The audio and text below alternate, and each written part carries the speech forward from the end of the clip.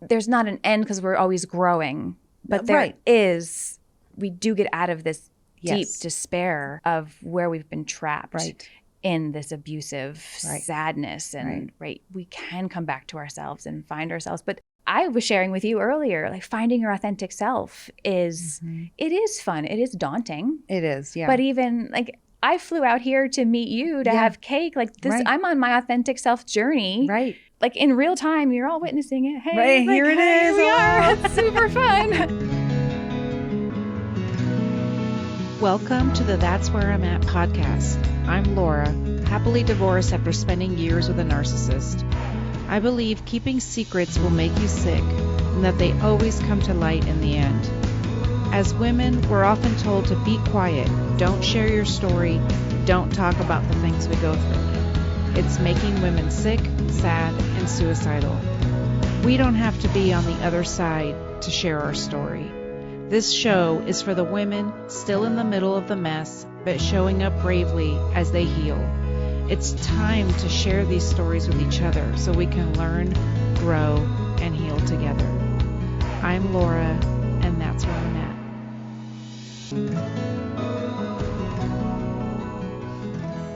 Please take note that this episode may contain subjects that may be triggering to certain listeners. Please take care when listening today. Hi, guys. Welcome back to the That's Where I'm At podcast. If you're only listening today, I hope you'll go and check out and subscribe to the YouTube channel where you can not only see our beautiful faces, but you'll be able to leave a comment for our guest. Today on the show, I have Amy. Amy Watkins is a therapist turned truth teller, speaker, and author, guiding men and women to uncover childhood patterns, break toxic cycles, and choose themselves. Amy shares her story of growing up under religious conditioning and neglect, surviving sexual abuse, and how these experiences shaped her identity for years. In her book, Performing Normal, A Woman's Story from Self-Abandonment to Self-Leadership, Amy talks about finding your voice, discovering yourself, and reclaiming your life. So welcome, Amy. Thank you for having me. I'm so happy to be here. I'm so glad you're here. So Amy and I met on Instagram. And are total strangers until right this second. I flew all the way across the states to see you. That's right. Here I am in Vegas. Yeah. So we decided to do an in-person interview. So if you're not watching, go over to YouTube and check us out. So Amy, tell me, like you've gone through so much and now you're writing a book or you've written a book about how to heal from so much stuff that you went through and then others go through. So tell me, why did you decide to start talking about this? Well, I started talking because I had been silenced for a really, really long time.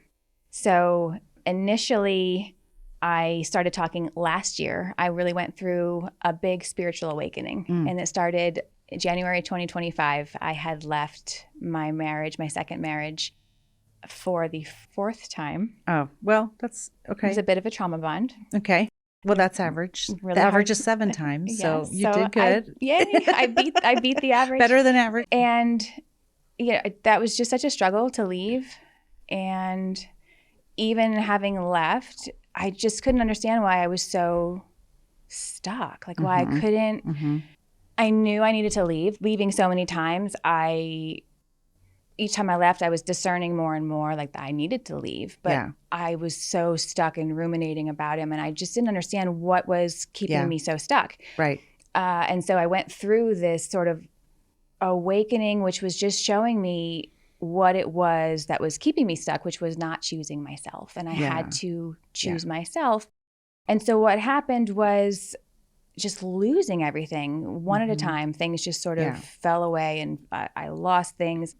And I just started to have to, it sounds ridiculous, right? Like, what does it even mean to choose yourself? Right. I was abandoning myself. I was talking to my clients about abandoning myself, and I didn't even fully understand what that meant. I can totally resonate with that. I just didn't. For years at church, I taught women how to love themselves, and I forgot to do it for myself. It's it's amazing. So was your marriage abusive? It was. Yeah. So I couldn't even recognize it because he was so nice. I've never heard of that. He was so nice.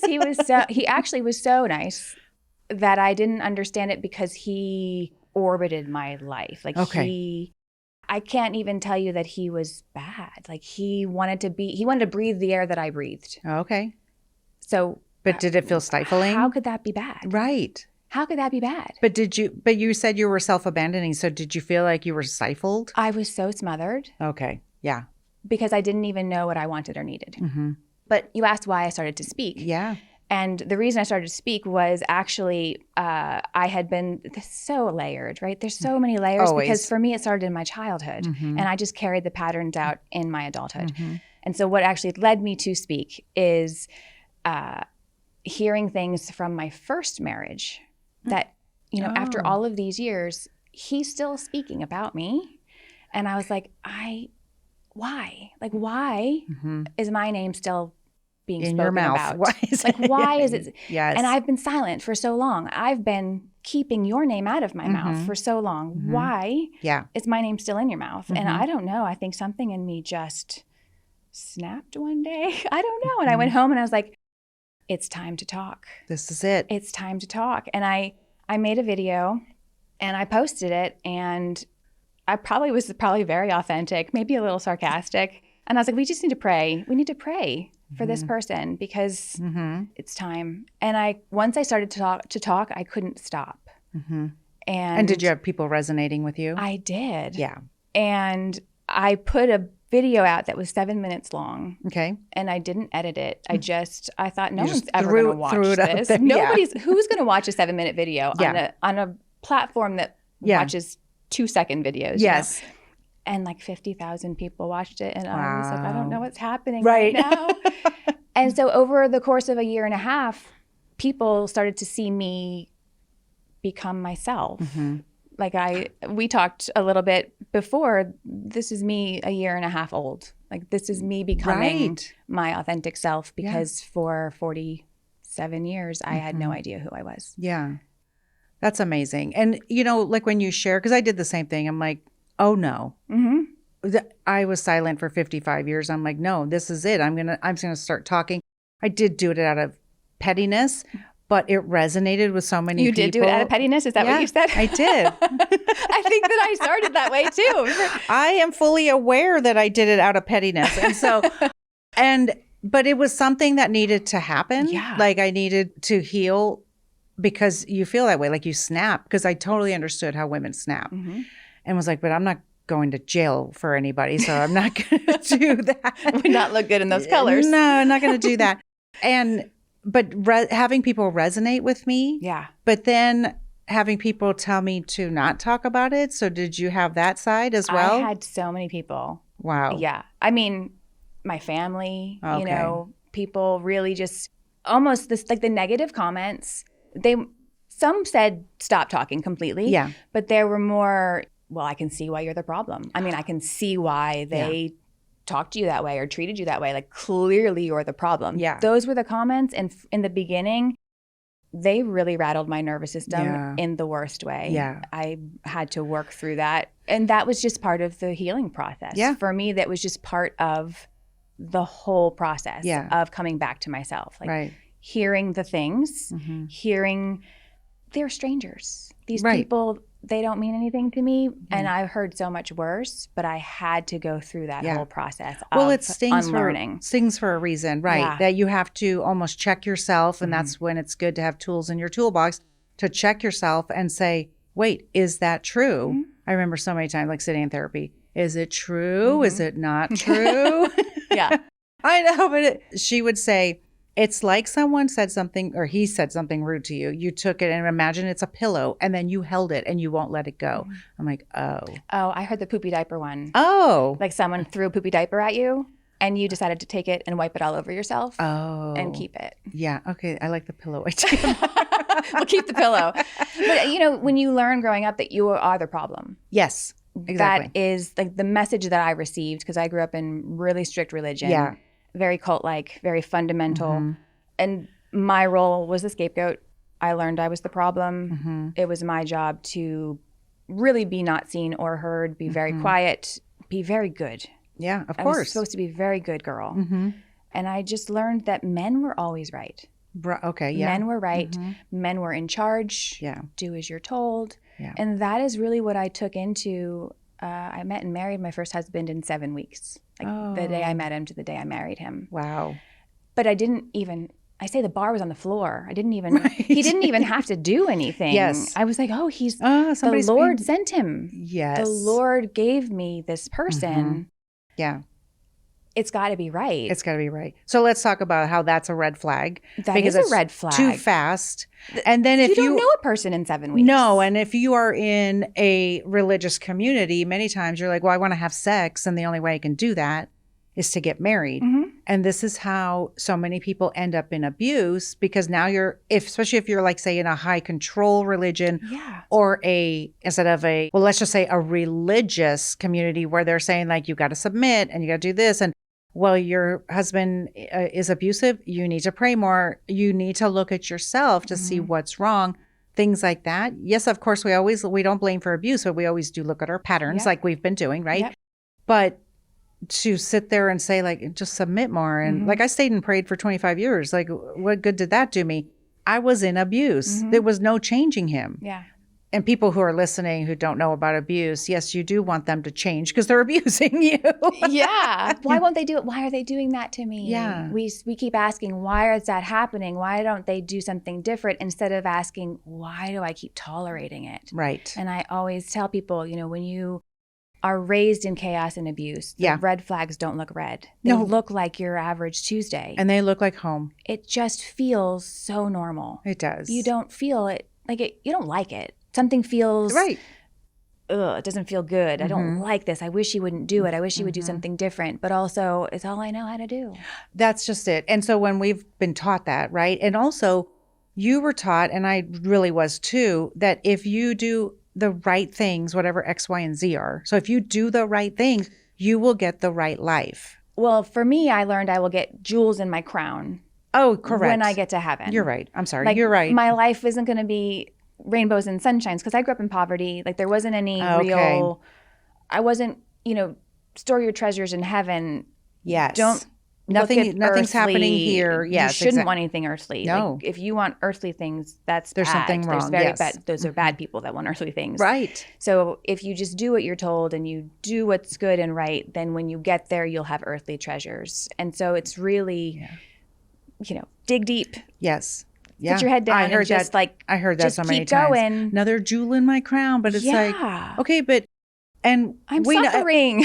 Right, exactly. And we don't need to get into we don't need to like start pulling scripture or anything like that. But when you've been brought up, like high control religion, and even for me, I didn't think I was until we start talking like this. And it's like, God, it was so high control because those kinds of things, like spiritual bypassing is a real thing. Do not tell me that this is putting more jewels in my crown. Right now, I'm dying. Yes. I was literally dying inside my marriage. And everybody's just like, keep on praying. I was telling you, like every Bible study book said, God, make me a better wife.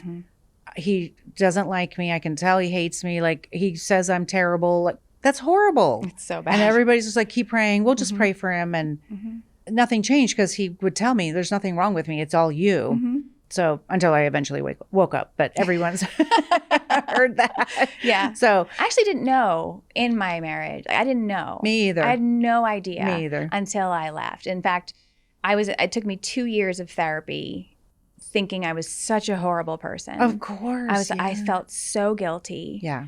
I'm leaving this amazing man. Yes. What kind of person am I to leave such a good person? It took me so long to work through the guilt and the shame and to finally understand what was happening underneath. So when you look back now, you can see that it was abusive. Oh my gosh. Okay. Yeah. Because I couldn't see it when I was in it. Right. Because when we're in it, it looks like you said a regular Tuesday. It looks like home. It looks like your childhood. It looks, and especially even if it looks amiss, we've been taught and we've been societalized and we've been the jewels in the crown and all those things so you kind of endure, you just kind of keep enduring because maybe he's somebody in the church or he's a nice man. He's a good man. Yeah. I heard that all the time, how great he was. He was serving the homeless. And I'm like, he doesn't even acknowledge that I'm existing and he's serving the homeless. I'm like, it'd be cool if he would like talk to me, you know? So that's what people don't see. And it's really hard because I remember talking to friends all the time and they'd be like, I don't even know what you're fighting about. I'm like, I don't know what I'm fighting about because you know how it is. It's crazy making. the bar keeps getting moved. And so you're like, I don't know, I'm just a terrible person. Well, they manage down your expectations. Yeah. Right. When you start and you get together, the love bomb, right? That amazing feeling, the chemistry that you feel. Yes. Your expectations are pretty high. You're like, wow, this is amazing. And slowly over time, if you think about texting, right? In the beginning, you're just inundated with all these text messages. And then slowly they're less and less and less. Yeah. And you think all the way to the end when you're barely getting a message. Yes. But that has happened so slowly over time. Right. And that's called managing down your expectations. Amazing, so that at the end, you're so grateful to get one message and you're labeling it love. Right. Like, oh my God, he answered. He texted. He finally answered. And so this is when we get into the cycle, right? The crazy making cycle of really the breadcrumbing, right? And then we're already in a trauma bond because it's an intermittent abuse, intermittent reinforcement. Yep. And so by this point, when the text messages are slowing down and we want more, they might come back with something, or they might throw us a, you're so beautiful, I love you, I'm so thankful for you, whatever the things are. Yep. And so now we're back on the high, and we're now more chemical reaction and helping us keep in the trauma bond, right? And so we can't see it. Another breadcrumb thrown, but you'll starve to death with breadcrumbs. It's crazy making for sure. It is. Yeah. Yeah. I was in such a trauma bond in my other relationship. He didn't actually have to do any work. Oh, okay. He didn't have to do it. He knew me so well, right? Because they study us. Of course, They mirror us. They learn us so better than we do know ourselves. Yeah. They know us, right? So he knew me and my wounds so well that he could use them. And so when I finally left, he didn't have to do anything. So he did the reverse Hoover, and he would just vanish.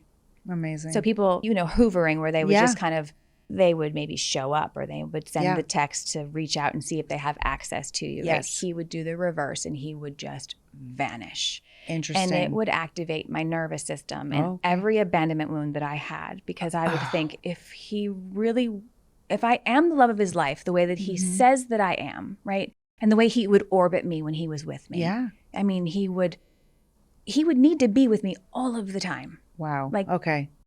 I was his world. So then you feel special. I'm very special. Right? Yes. So then when I leave, he would vanish. Like, I would not see him anywhere. That's crazy. Hear from him, see him, gone, just gone. And in the beginning, I'd be like, okay, now I can breathe. Yes. I'm back to myself. And then, a month goes by, and I'm like, well, now what he's doing? He must have found somebody better. Right. Somebody's better. He's very busy. Now he's like moved on so quick. How did he do that? Right. I've lost like something really special. So now you're dysregulated. Now I'm losing it. Yes. Right. Right. And now I go chasing. Right. Now I have chased, and now I've validated his ego, and he's like, now I'm really special. Look, she's come after me. Exactly. He's now abused me, and now I've chased him. And it's a part of the control. Yeah. That's why they do it. Yeah. To see because if you give them that inch, they're going to take a mile. And that's why, the trauma bond keeps us going back. Like, we leave and go back and leave and go back, all that, or we take them back, things like that. The trauma bond keeps us doing that. But every time you do, the statistics show that the abuse will get worse. Faster. Yes. Like, they're not going to wait around, whatever. I always tell this story that I was listening to the speaker, and she was talking about how she was going to give her, I think it was her husband. They were still married, going to give him one more chance. And then she was going to get a divorce if he didn't change. So I'm going to give him 6 months. And her therapist goes, you won't need it. We'll see you back, when you're ready, but you won't need 6 months. No, she was back within 2 months. She was filing within 2 months because he couldn't hold it together. She'd given him every chance. And he's like, because basically what they want to say is, this is who I am. And mine did. This is who I am. If you have a problem, you deal with it. Yeah. And so we have to decide, but can you live like that? Yeah.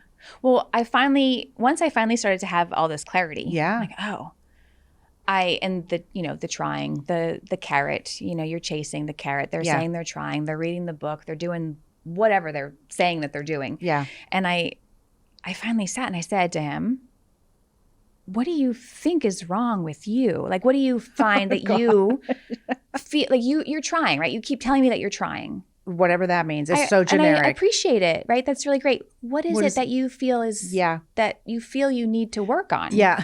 What is it that you feel is broken or is difficult and with you or with our relationship that you're actually working on? I'm just curious. Yeah.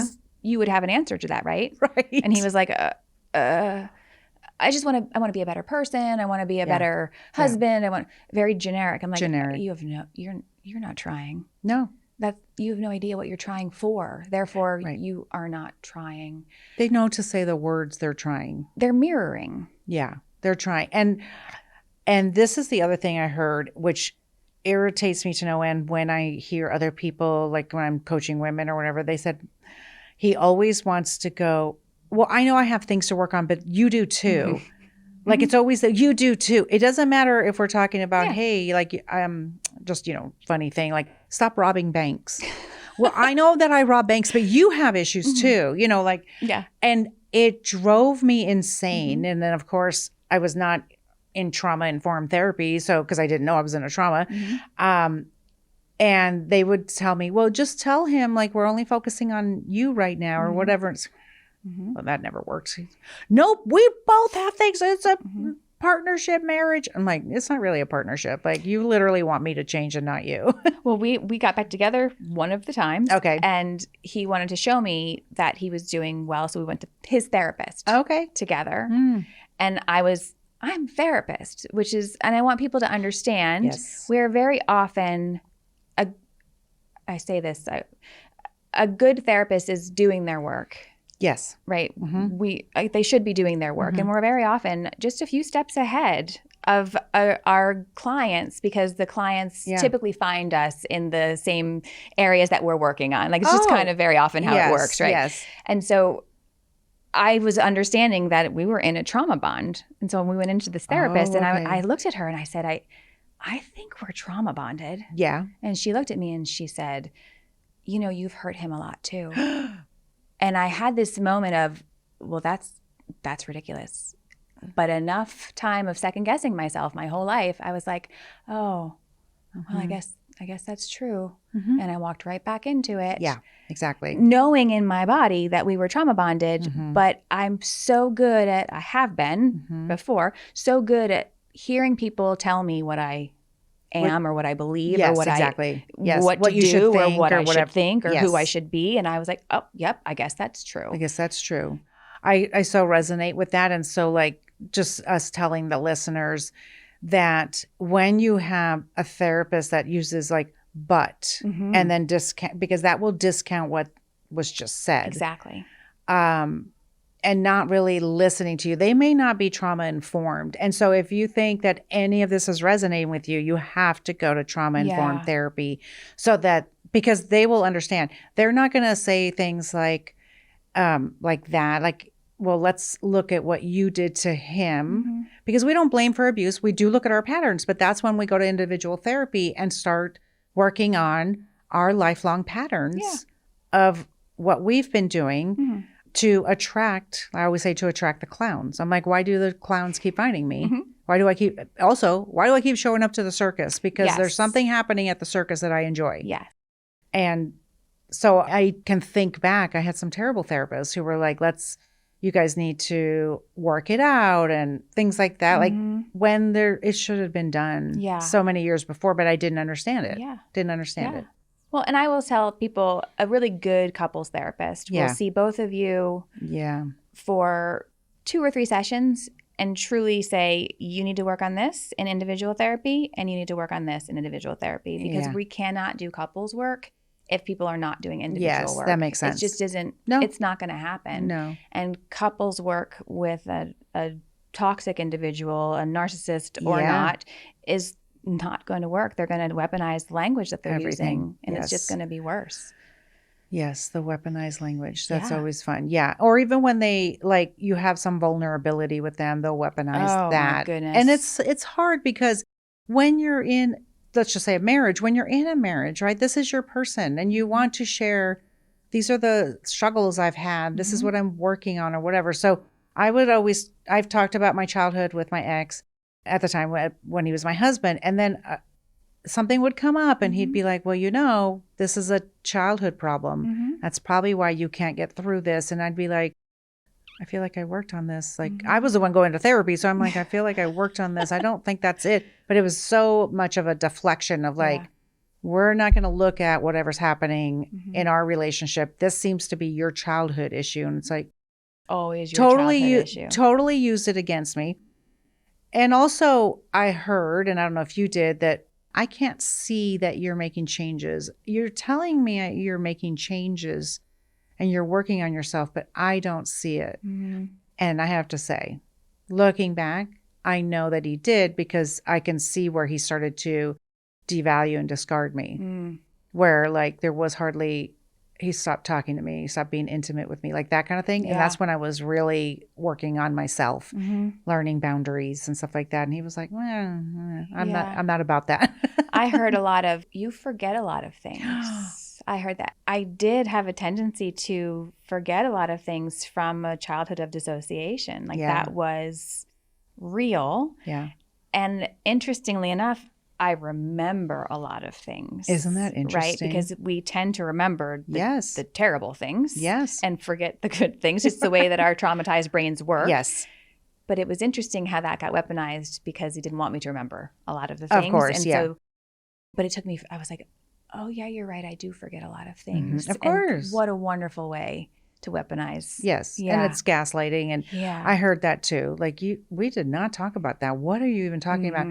And then so like after we were, like I was healing, so I don't know if this happened to you, but after I started my healing process, literally just be laying in bed, like watching TV or reading or whatever I was doing. And all of a sudden my brain would go like, hey, do you remember this thing? Oh yeah. That still happens. It still is happening to me too. It's bizarro. It's actually the smaller things now that pop up. Yes. And I was like, oh no. Oh, I missed that too.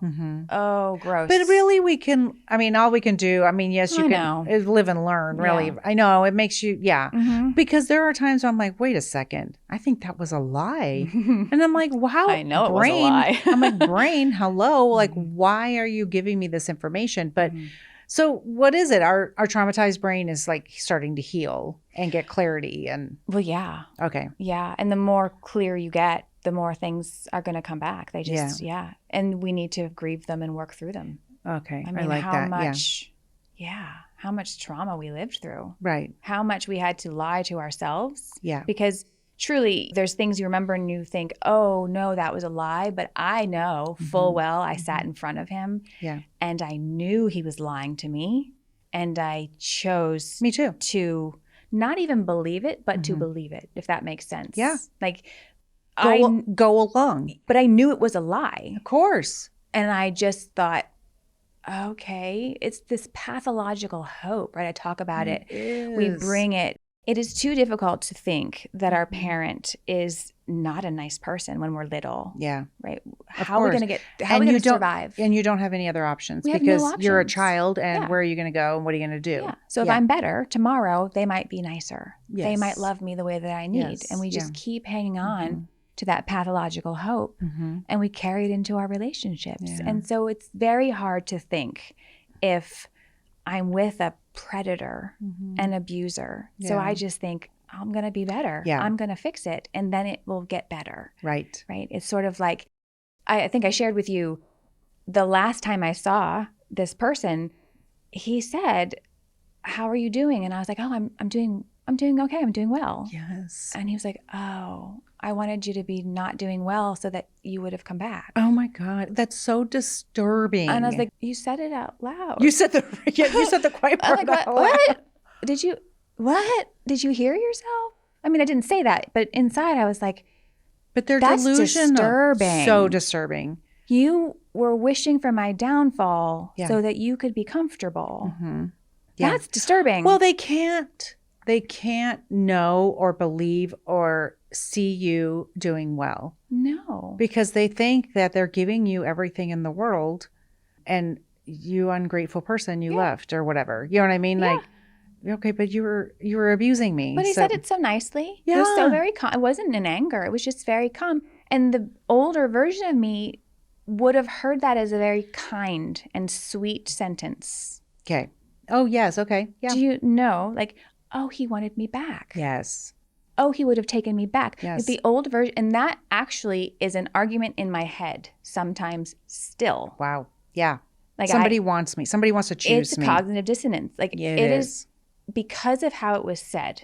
It was said so calmly. Yes. Very kindly, whatever. Yeah. Oh, I was hoping you were doing poorly so that you might come back. Yeah.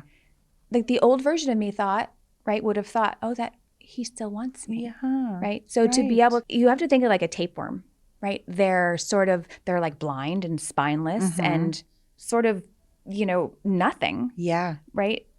But they live in you and they feed off of you. They eat all of your food and literally starve you to death. Yes. It's the same sort of concept. They just exist and they're just consuming you until you die inside. It's like, I need a supply. I was hoping I could get supply from you. That's it. They're not always aggressive. They're not always angry. They're not always... And they're not going to say, I was hoping to get more supply from you, because then you don't react. You don't have cognitive dissonance over that. Right. I wanted to ask you something about your book. From Self-Abandonment to Self-Leadership. Yeah. And I don't remember exactly what we were talking about. It doesn't really matter, because I just thought that was really good, because the self-abandonment is so key. And like when you're working with women, is that what you're seeing? Is that, or even like when you're on Instagram? Yeah. Like it's the bottom line, isn't it? Because like even on the way here, you and I were talking about certain things and we're like, that was self-abandonment. Like everything that we did, almost like when you're self-gaslighting yourself, like they train you and then you're like, well, I'll just self-abandon. Yeah. And I'll go along. Yeah. I remember you saying like, he didn't have to ask me to do X, Y, and Z. I would just do it so that. All I knew. That's all you knew. That's all I this knew. this is what I remember now. As we were talking about that, it's if you look at it too close, right? Because if you look at what's going on, right? Him sitting in front of you lying and you're going, I know he's lying, but I'm not going to say he's lying, because I did the same thing. Because I'd be like, there is something going on. If I call him out, if I look directly at the sun, I always say, if I look directly at the sun, my entire world will collapse. And that's a real, I always tell people, like, don't get scared of this part, but that's a real thing that happens. Like, your systems are going to change, but they're going to change for the better. Yeah. And you don't lose people, they lose you. Yeah. But it doesn't feel that way at first. It doesn't feel that way at all. So bad. It does feel so bad. It feels so bad. And I think that's sort of the shift that I've been making lately in my voice, in what I've been sharing, more so from my trauma message. I'm so tired of my trauma story, right? Like when we start to heal, just tired of living in the trauma story, because I've done so much healing, to like finding yourself and your authenticity and not living in that anymore, and being able to move forward and not abandon yourself anymore. But those words I think are confusing for people sometimes. They were for me. Yeah. And I'm a therapist, which I think is so interesting. You're not the only therapist I have interviewed that has a story like this. We talk the talk. Yeah. But when you haven't yet embodied it, when you haven't yet experienced it, it's so different when you do. Yeah. And so to have moved through the grief, to have had it go through the body and, actually regulate is a very different space. Yeah. And so to be able to move into authenticity and to understand what it means, like what does not abandoning yourself mean? So every time you say yes, when you mean no, right? If you say, do you like this coffee? Right. And you say, yes. And you're like, yeah, but I don't, right? Right. I'm saying you're more important than I am. Yeah. I'm going to put you before me. And we did it over and over and over because that's what we learned how to do growing up. Right. It's the only template that we had. And that's really just the simple thing. But okay, so then as you start to find yourself, whatever that means, or even whatever that means, reconnect with yourself, all those things, right? Because I know, we've talked about that when people say like, the women we work with say like, I want to get back to who I was. No, you don't. No, you don't. That person was a spineless jellyfish who let people walk all over her. We want to move forward in power. But who is that? Who is that? Yeah. Exactly. Yeah. But that's So my healthy friends were like, it's so exciting. You get to decide who you are now. And I'm like, shut up. Because I was so broken. Yeah. But it's true. You get to, like, I never thought, here, I'm going to do a podcast. I'm going to write a book. I'm going to be a speaker. Like, who thought of that? Yeah. That was not my childhood dream. Like, I'm going to talk about trauma when I grow up. But this is who I've become as in the healing process, right? Yeah. So, I mean, are you seeing that with, like, is it confusing for women when they're like, I want to get back to who I was? I think it's very difficult I think it starts really, really simple. And I wish I could remember where I learned this. And truly, if anybody out there knows, I would love to know so I can credit this person. So please let me know. But I will tell my clients it's very fundamental. Like, it has to start at the very basic of basic levels where you learn how you have abandoned yourself so that you can start to find yourself. Oh, I love that. Right? Yeah. Like, how do you discover yourself if you haven't even figured out that you've left her somewhere? Right. You've got to know where she is. Well, I think if we go basic, the coffee, did you like it or not like it, right? Sure. And I had called my friend and I said, hey, I'm sending you Instacart because she lives across town. And I said, tell me which salad dressing you want. And she said, I don't know because I've never picked a salad dressing. Yeah. And it's simple things like that. And then I was trying to be the healthy friend going, congratulations, you get to choose a salad dressing. Well, we start with peeing with me. I tell my clients, let's start with peeing. Peeing? So now you're all going to think of me in the morning. You're welcome when you go to the bathroom. But when you think of yourself in the morning, you get up and you typically have to pee. Yes. Yeah. And sometimes we're so cozy under the covers. We're like, I don't feel like getting out of bed. Yeah. I'm just going to lay here for 5 more minutes. Okay. Right. Think about a little kid coming up to the side of your bed or your younger child, if you have a child, whatever, and they come up to the side of the bed and you're like, no, go away. I'll take you pee later. Okay. Yeah. We're not doing that right now. Right. Right. It's similar to your inner child, right? You're telling yourself, we're not peeing right now. We'll go later. Oh, interesting. Right? So now we're going to get up in the morning and we're going to take our little inner child pee. We're not going to make them wait for 5 minutes. We're not going to make them wait. Yeah. And you will notice how often you actually neglect yourself. You don't take yourself pee. You don't actually drink the water that you need to drink. Yeah.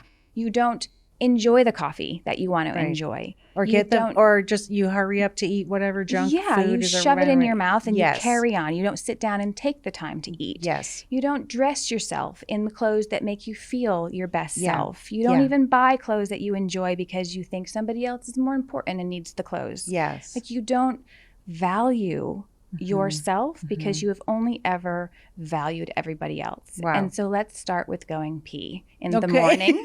I love that. Because you will, it has worked for everybody. It worked for me. I was like, it went from my head to my felt sense where I was like, oh yeah. Because you're noticing myself. Yes. When you start, I love that you said that, like, we notice how often we're neglecting ourselves when you have to pay attention to stuff like that. That's really good. Yeah. Rather than this is about a diet or something. It's not about that. It's about how often are you, where are you neglecting yourself? If we have been neglected yes, and dismissed, the only thing we know how to do is neglect ourselves and dismiss ourselves. Yes. How else would we know different? Right. And then do you think that starts the process then of valuing yourself? Yeah. Okay. So because you get up and you're like, oh, look at that. I just took care of myself. I love it. It's just it's a reframe. I didn't just go to the bathroom. Right. I just actually noticed my head to my heart.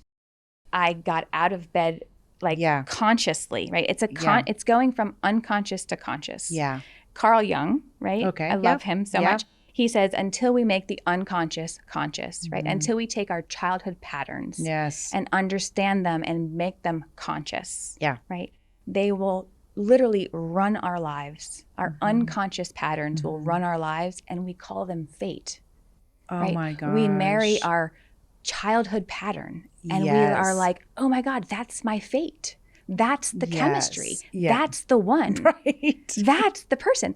Until we understand our patterns and bring them to our front consciousness. Yeah. They run our lives, and we call them fate. It was like I did an intensive, and it was where I learned I was the perfect person. I was a controlled, monitored, raised in a religious fundamental environment. Yes. Like, what a perfect person for a perfect controlling storm. person. Perfect. Exactly. Like, oh, hi. I'm here. Like, I'm ready for you to control me, and I I will do know. everything for you. That's how I was programmed. Exactly. I was like, Yes. I can't blame him. Right. I was his perfect match. Exactly. Yes. It was for me to learn Yeah. how to come back to myself and say, I can't be here anymore. Right. I don't want to be mistreated anymore. And how we end up in multiple abusive relationships, because if we haven't changed our patterns, actually our values or what our expectations, all that kind of stuff. Because I always say, because people always ask me during an interview, like, what's the one thing? I'm like, well, the one thing that changed my life was boundaries, but I didn't get to boundaries without self-love. Oh, yeah. And self-love is harder to get to because when you've never been shown love, or you haven't been shown love maybe correctly or the way that you needed it, where love is not conditional for as you perform or what you do and all the other things like that, you know, your place in the family or your place in the marriage and all that stuff, then it's hard to know even how to self-love. So I did boundaries and self-love together. They walked hand in hand. But when I left, and I don't know if this is what you recommend or whatever, but when I left, I was intentional with my healing. Like, it wasn't just like, all right, well, first thing I said was like, I'm getting rid of the problem, so everything's going to be great.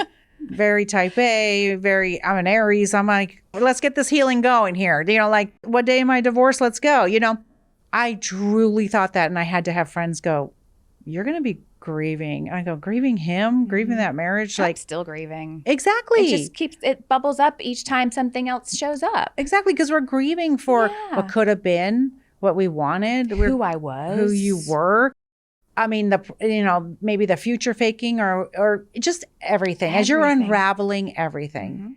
And it was I was like, what? So what I said to myself was, no one has told me they like me. Everybody says they think I'm a terrible person. Like, I was getting fed this in different communities and my marriage or whatever, that is just like, you're difficult, you're a problem, all these things. And I'm like, I'm going to go get healing and see if I can figure out if I even like myself. Because I didn't feel like I was a terrible person, but I didn't understand what other people saw. Yeah. And so I ran after, I always say I ran after my healing. That's why I needed it done. Like, hello, let's go. I needed it done. But it doesn't happen quickly. And I think that's something that's really important to know is a lot of times people want to know, how long is this going to be? Right. Like, they'll come to my office and they'll say, I think I need to have 6 sessions with you. And I just need to work through this childhood stuff. I'm like, oh, honey.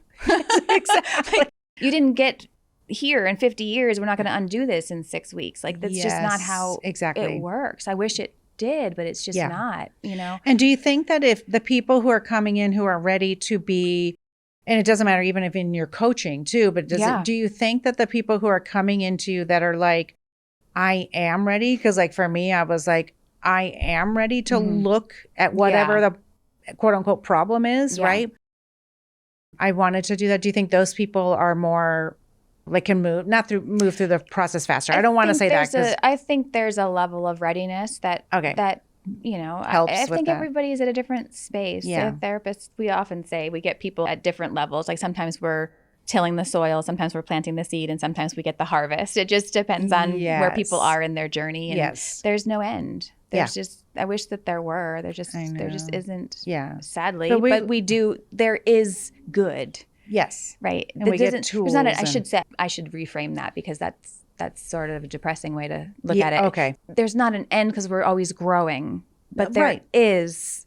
We do get out of this deep despair of where we've been trapped in this abusive sadness, and we can come back to ourselves and find ourselves. But I was sharing with you earlier, like, finding your authentic self is it is fun. It is daunting. It is, But even like, I flew out here to meet you to have cake. Like this, I'm on my authentic self journey. Right. Like, in real time, you're all witnessing it. Hey, right, like, here it is. We are. It's super fun. It is. Like, it is, but it's also It's difficult. It's scary. And because you don't know what is authentic. Who is authentic Amy? Like, what does that even look like? Well, yeah. And you lose so many people. I lost everybody. Yeah. And so I'm kind of like, you're in this weird place of I'm validating myself now because I can do that. And that's great. That's cool. I don't need anyone else to do it. Yes. But also, okay, no one's mirroring me. So I'm validating myself, but not mirrored. So there's just this really interesting place that you get to that you can do it. You don't need anybody else to do it. And also. Yeah, I love that. And also. I think that's so important. Yeah. We kind of glossed over a little bit of when we, how devastating it is that we don't lose people, they lose us. Yeah. Okay, but it's very devastating because I had many late night phone calls with my coach where I was like, so that's it? I have no more friends? Like, and she would just be like, hang on, they're coming or whatever. And then not only did the wrong ones leave, but some of them that were already in my life were just more like they could come closer. Yeah, because there was space for them. And I was different and they were in a different part. So, and I don't know about you, but it's like, there's no time for like, I don't have time. Like at my age, I'm like, I don't have time for like surface level stuff. Like, yes, it's fun to sometimes talk about whatever, but I mean, you and I we'd never like, how's the weather? No, we barely said that. I don't have any time for the weather. No, other than in Las Vegas, the weather's beautiful. So I'm like, Amy, you're in luck. But other than that, no, we like let's go all the way. Here's my slideshow of my trauma. What kind of trauma you got? Let's talk about it. Let's talk about it. Let's go. But I think it's fun. But so when we are losing people. Yeah. So what do you find? I cried a lot. Yes. You're grieving. I mean, the reality of it, I posted recently. Just like the reality of it is it's hard. Yeah. It's not pretty. No. It's messy. Yeah. The messy middle is hard. And it's the gooey part of the butterfly. It is. And I think to show healing as some pretty, like aesthetic, it's just not. It wasn't for me. I'll just put it that way. I don't know. Maybe it was for somebody else. For me, it was torture. Yes. Healing was harder than the trauma. And this is the thing is when I'm talking to people on this show, I don't want, and why I called it That's Where I'm At, I don't want it to be like everything is sunshine and roses and everything's great, because to get there, it's been torture. And even, is there good? Oh my gosh, there's so much good. So much good. Like it's worth every pain, right? Yeah. But even like things like I had a little slip up. I looked at a picture or something last year and it's like, oh, that knocked me down. Oh, okay. I'm not, I thought I was, I said to myself, oh, you're not where you thought you were. Like I was down for 4 days. And when I talked to my coach, she's like, okay, that's going to happen. Like you're, but 4 days compared to like 4 months where it used to be. Yes. Like under the covers, so much progress. Sobbing for 24 hours. So much progress. And I tell people, do it. But it's normal. Take the 4 days. And then you get up. Yeah. And it wasn't 24 hours of the 4 days. It was just like, it was on my mind. I'm like, why did I do that? Why did I? And I texted a couple of my friends who know this process. And I said, they told me not to look at the video. So what did I do? They're like, look at the video. Yeah. and they both said, we would have done the same thing because it's normal. We're humans. But you're right. I rebounded faster. Right. So because when I talk about the really hard shit of healing and trauma and stuff like that, and not even like going through a trauma, the after stuff, right? This is the hard shit. I always say, I'm like, you guys don't be scared of this part. It's so important to go through it because the other side, just think of the butterfly in the cocoon. Inside the cocoon is where all the stuff is happening. That's where you are. You're wrapped up in your dissolving. You're dissolving. You're literally dissolving. And you're changing. And when you come out, another caterpillar is going to walk over to you and go, you've changed. And you're going to be like, that was the whole point. Yeah. And there's 2 things I want to say, if I can remember them, because I will forget. Yes. I do forget things. It's okay. People that knew you before. Yes. Remember you as who you were before. Yeah, they're not going to see me now. No. Yes, that makes sense. They don't see gosh. the new version of you. Yes. They think you're crazy. Right. But they don't Yes. don't grow with you. Yes. They only remember you as the role that you had. Yes. In their life or whatever. Correct. Yeah. Okay. Right. The ones that haven't come with you. Right. Yeah, you haven't come. Right. Yes. The ones Okay. that haven't That come makes along. sense. They're Yes. like, the ones that have fallen away. Yes. They look at you as who you were. Yes. That's how you are in their mind. Right. That's the one thing. The other thing I did forget. Okay. That's all right. That's okay. It will come back to me. Okay. Oh, I remember. Okay, good. When I said healing has been worse than the trauma. Yes. Right. Yes. I want to say for me, right, because the trauma, our bodies and brains are so brilliant to give us dissociation. Yes. Right. Yes. And so when you get to this position of healing and actually moving that grief through your body, because our body holds it. Yeah. Being conscious of it is way harder. And people, I didn't know. I didn't know. I had no idea. Right. Me either. Feeling that in your body while you're aware was way more painful than going through it dissociated. So let's talk about that, because dissociation, which I didn't realize is a trauma response, your body is protecting you, your brain is protecting you from what's happening. This is too painful to feel I cannot look at this. I can't deal with this. It's when we're like almost like staring off into space, right? Yeah. Yeah. And so it's normal and it's a way to be, our brain is protecting us. Yeah. But then after so when you finally get enough safety built up in your body, like we're talking, you've gone through it, right? Yeah. You're gone through the process. You're healing. You've finally created safety enough in your body. Yeah. In your body that's like, oh, okay, now you feel safe. Yeah. Here you go. Here's some memories that you didn't feel safe enough to experience when you were 3.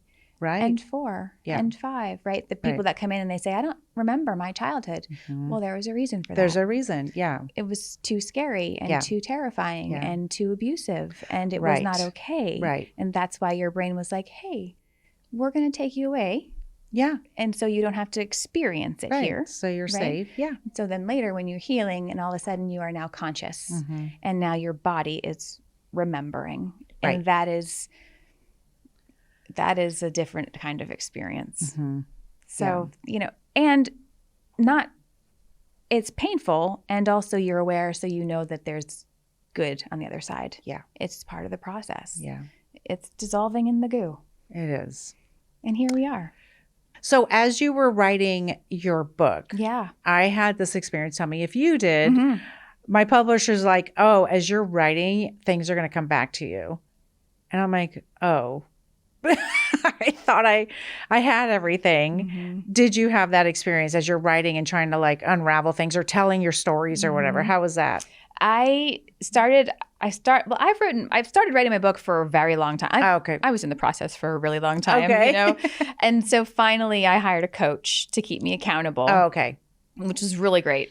And so I started working with him, and he's like, just dump everything in. You probably have way more than you realize. And I really did. I had like half of it. Yeah. And so I just went away for a week, and it poured out of me like awesome, crazy. It just wouldn't stop. But yeah. And what's so interesting is when I wrote 2020, the amount of awful things that happened in 2020. Yeah. And like, I was just surviving. Like I didn't even think it was awful. I mean, I knew it was awful, right? Yes.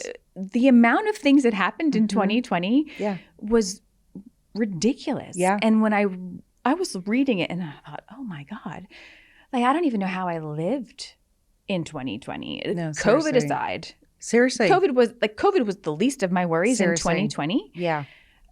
I read that and I thought, I don't know how I stood up. Yeah. That was the second to last year of my marriage. And it was, when I think back, same thing. Like the pandemic, our marriage did not survive the pandemic. But not only that, I think with my mom dying, that was part of it, was like the apathy of him. I could see his apathy. But it just being in the close quarters, like I've talked to so many people who are like, Oh no, we didn't make it through the pandemic because you're with this person. And then not only that. And so, as we're wrapping up, it's like not only that, but when you're trying to figure out, how did you decide to go in either of your relationships? So how did you decide to go? Because for me, I had to say, I didn't know there was abuse. I didn't know what was going on in any way.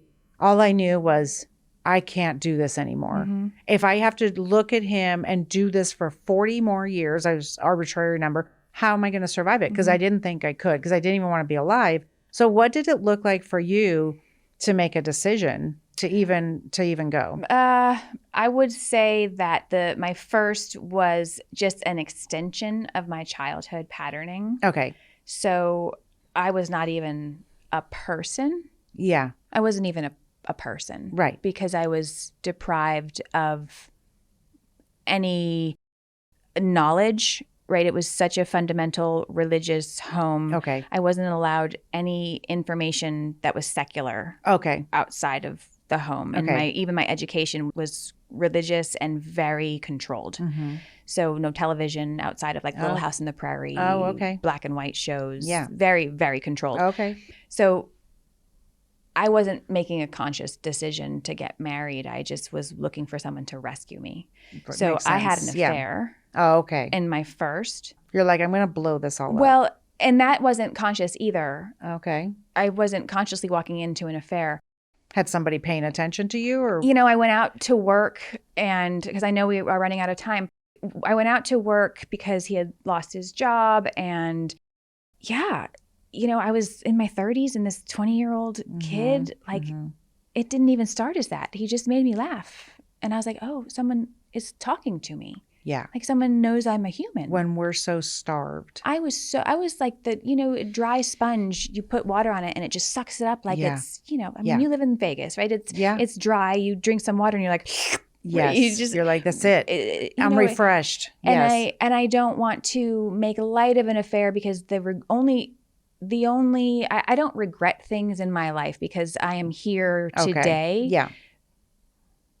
There's no other way I would be here today because my story is my story. It is. Yeah. It just is what it is. The only regret that I have is that it hurt my children. Of course. But my affair saved my life. I would have killed myself. Like I was on the bank of the river. Like I was, I wouldn't have lived. Yeah.